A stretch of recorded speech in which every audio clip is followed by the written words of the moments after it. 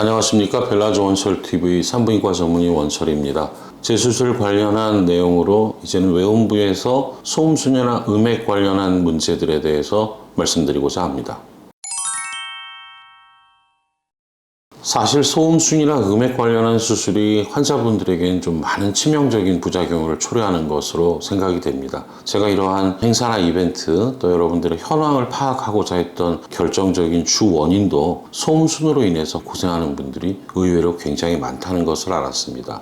약 20년 이전에 수술했던 분들은 수술도 적었고 그때 수술 방법도 다 몰랐고 그래서 그냥 그러한 수술에 대해서 크게 통증이 없으면 그냥 지내는 나이 드신 분들을 외래에서 보는 경우가 왕왕 있습니다. 정말 모양이 흉측하고 오히려 수술 전보다 더 못해진 느낌입니다. 이런 환자들은 수가 적기 때문에 제가 오늘 말씀은 드리지 않겠습니다. 그분들도 필요한 부분이 있으면 치료받으실 수 있습니다. 그러나 제가 오늘 말씀드리고자 하는 건 최근에 소음순을 뭐뭐하는 전문병원이네 또는 소음순 사례가 몇 개월 이내 소음순을 하면 염증이 좋아지네 성감이 좋아지네 하면서 소음순 수술을 권한다는 사회 풍조가 생기기 시작한 것이 10년 이상 된 것 같습니다. 그러다 보니 많은 분들이 소음순 수술을 했는데요. 자, 소음순 수술에 재수술이 필요한 경우는 어떤 경우일까요? 첫 번째, 수술했더니 모양이 수술 전보다 더 망가진 경우. 참 이런 경우는 너무 황당하다고 볼 수가 있겠는데요. 아마도 경험이 굉장히 미천한 선생님이 의욕만 앞서서 수술을 하다 보면 수술했던 흉터나 수술로 인한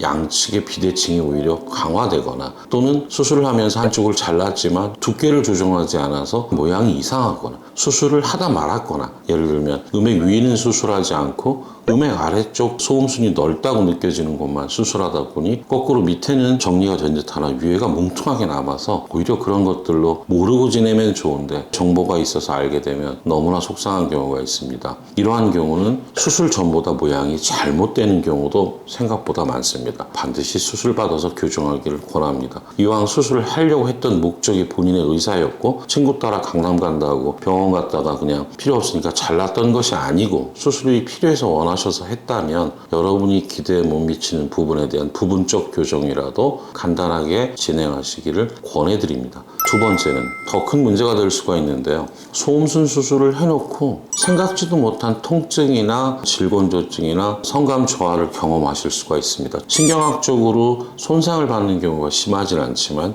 음액 주위에 얇게 위치하는 신경을 건드리면 이상 감각이나 찌릿짜릿한 느낌을 대개 한두 달은 느낄 수가 있으나 중요한 신경가지가 아니라면 대부분은 저절로 적응하거나 없어지게 됩니다. 그래서 수술 후에 한 달 정도까지 불편감은 여러분이 걱정하실 필요가 없지만 3개월 이상 시간이 지났음에도 불구하고 통증이 있거나 이상 감각이 있으면 반드시 체크해서 그 부분을 교정해야 됩니다. 그리고 또 어떤 경우에는 소음순을 너무나 많이 잘라서 소음순이 없어지다 보니 외벽에 있는 피부와 질 안쪽에 있는 질점막이 갖다 붙는 경우가 있습니다. 이러한 경우는 걷다 보면 질이 벌어집니다. 당겨지기 때문에 중간에 봉긋하게 나와 있는 소음순의 피부에 여분이 없기 때문에 걸으면서 건조하게 되고 질 건조증으로 인해서 성교통을 유발하면 성감의 저하까지도 초래할 수가 있습니다. 특히 폐경기 이후에 이런 것들이 심해질 수 있는데요. 이러한 경우에는 오히려 소음순을 다시 만들어주는 재건 또는 재성형 수술이 필요합니다.